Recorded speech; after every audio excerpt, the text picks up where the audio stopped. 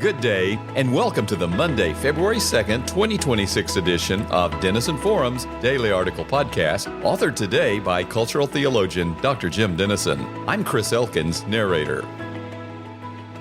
Anti-ICE protests were staged in cities across the U.S. over the weekend. Bikers also participated in memorial rides for Alex Pretti, who was killed by federal agents in Minneapolis last month. Over 200 such rides took place across 43 states. In other news, the U.S. government partially shut down over the weekend as dozens of federal agencies saw their funding lapse at 12 a.m. Saturday.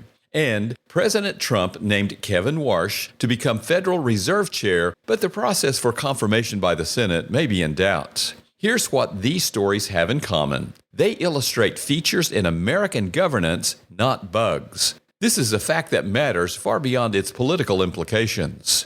Public demonstrations have long been a part of the American story, as the civil rights movement of the 1960s and the recent March for Life in Washington, D.C. illustrate. Such events stand in marked contrast to the recent massacre of protesters in Iran and the 1989 murder of demonstrators in Tiananmen Square by the Chinese Communist Party.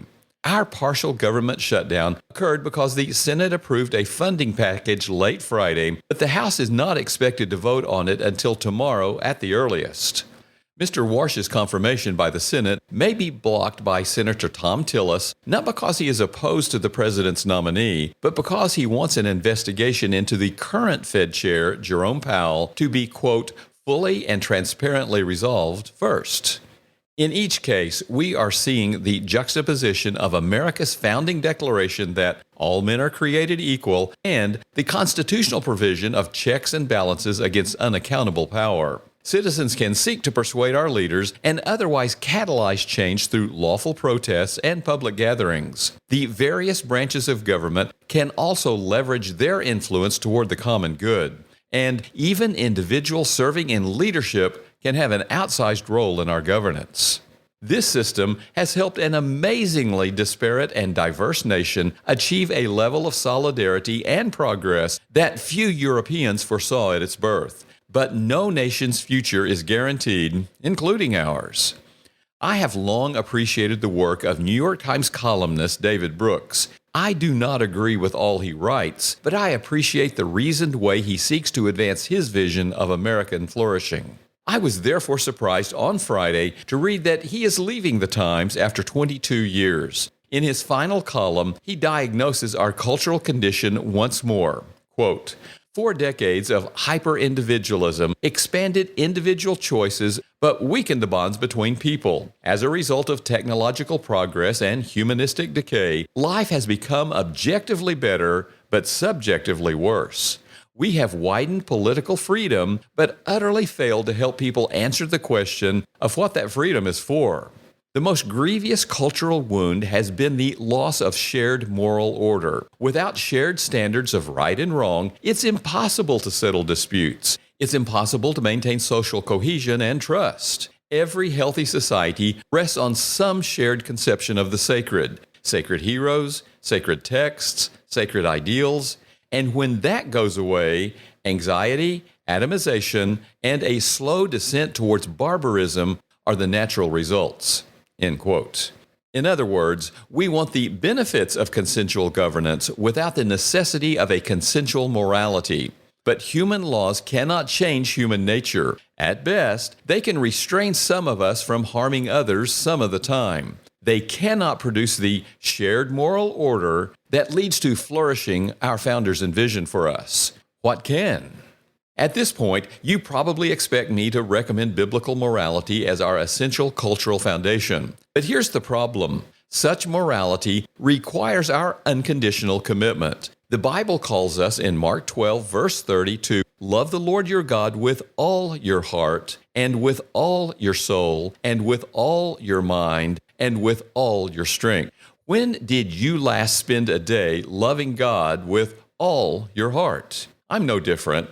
I'm just as tempted by partial obedience as you are. It is appealing to have my cake and eat it as well, so to do what God requires to obtain His blessing, but no more.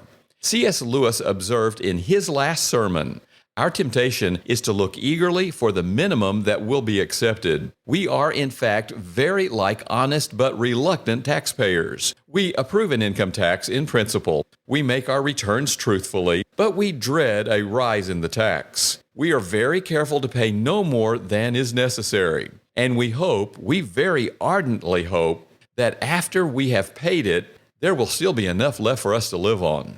End quote. But partial obedience can lead only to partial benefits.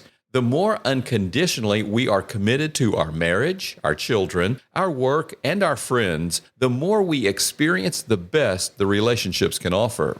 It's the same with God. Our Father cannot bless what harms His children, and anything outside His will is sin, according to James 4:17, that enslaves us, stated in John 8, verse 34, and from James 1, verse 15, brings forth death. As Lewis noted in his sermon, quote, "When we try to keep within us an area that is our own, we try to keep an area of death. Therefore, in love, God claims all." End quote. How then can we give Him all?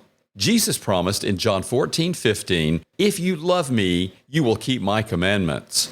Love translates agape, the unconditional commitment to place the other before ourselves. When we love Jesus like this, He said, "You will keep my commandments."